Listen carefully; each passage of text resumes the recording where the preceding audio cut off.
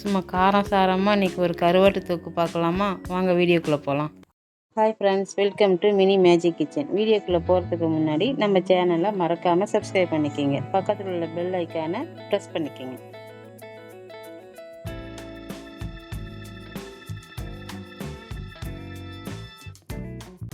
கருவாடு தொக்கு செய்ய கருவாடு நல்லா 3 தடவை அலசி எடுத்திருக்கேன். சுடுதண்ணி ஊற்றி அலசி எடுத்திருக்கேன். அப்போ தான் மண் இல்லாமல் இருக்கும். தொக்கு செய்யறதுக்கு தேவையான பொருட்கள் பார்த்துடலாமா? சின்ன வெங்காயம் கொஞ்சமாக ஊற்றி எடுத்து வச்சுருக்கேன். 4 தக்காளி தேவை எடுத்து வச்சுருக்கேன். 2 பெரிய வெங்காயத்தை பொடிசாக வெட்டி வச்சுருக்கேன். 4 பச்சை மிளகாய், ஒரு பல்லு பூண்டு. ஒரு பல்லுங்கிறத விட முழு பூண்டு, ஒரு பூண்டு எடுத்து வச்சுருக்கேன். அதை இடித்து எடுத்து வச்சுருக்கேன். அடுப்பு ஆன் பண்ணி ஒரு சின்ன வடசட்டியை வச்சு வெங்காயத்தை வணக்கிக்கலாம்.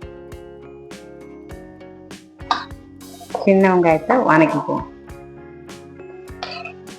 இது கிரேவியாக வேணுங்கிறதுக்கோசரம் கொஞ்சம் திக்னஸ் கிடைக்கும். அதுக்காக இந்த வெங்காயத்தை அரைச்சி ஊற்றிக்கிறது. வெங்காயம் கொஞ்சம் கலர் மாறணும், அது வரைக்கும் வணக்கி எடுத்துக்கலாம். இது கொஞ்சமாக கருவேப்பிலை சேர்த்திக்கலாம்.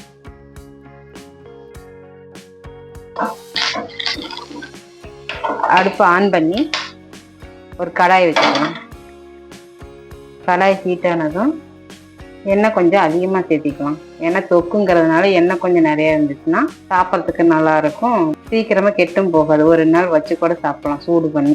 கடுகு சேர்த்துக்கலாம். கடுகு பொரிஞ்சதும் இடிச்சு வச்சிருக்கிற பூண்டு சேர்த்துக்கலாம்.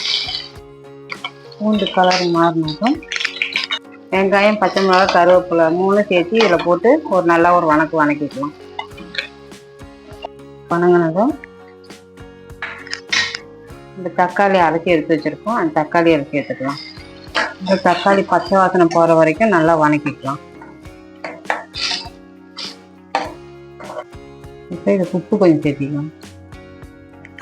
கொஞ்சமாக மஞ்சத்தூள் சேர்த்திக்கலாம். 1 ஸ்பூன் மிளகாய்த்தூள் சேர்த்துக்கலாம். காரம் நமக்கு எவ்வளோ தேவையோ அந்த அளவுக்கு சேர்த்திக்கலாம்.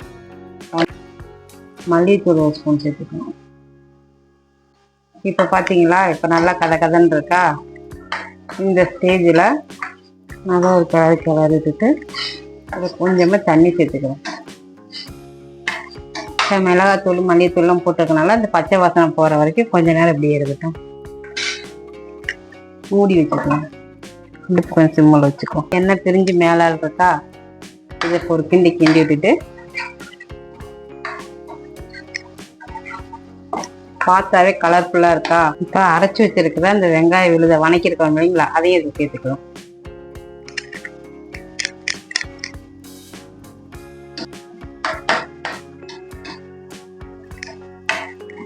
வச்சிருக்க கருவாடை சேர்த்துக்கலாம்.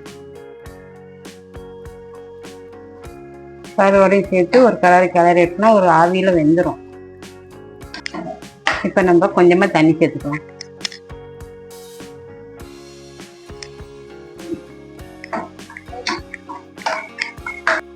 மூடி வச்சிடலாம். ஓப்பன் பண்ணி பார்க்கலாம் ஃப்ரெண்ட்ஸ். பார்த்தீங்களா, எண்ணெய் பிரிஞ்சுருக்குங்களா? அவ்வளோதான் ஃப்ரெண்ட்ஸ். கருவாடு நம்ம சுடுதண்ணில் போட்டு 3 தடவை கழுவி இருக்கனால அதுலேயே ஒரு 1/2 வேக்காடு வெந்திருக்கும் ஃப்ரெண்ட்ஸ். இதுக்கு மேலே நம்ம அப்படியே விட்டோம்னா போதும். கருவாடு தொக்கு ரெடி. இதை நீங்களும் வீட்டில் ட்ரை பண்ணி பாருங்கள். எப்படி இருக்குங்கிறத கமெண்டில் சொல்லுங்கள். பாய்.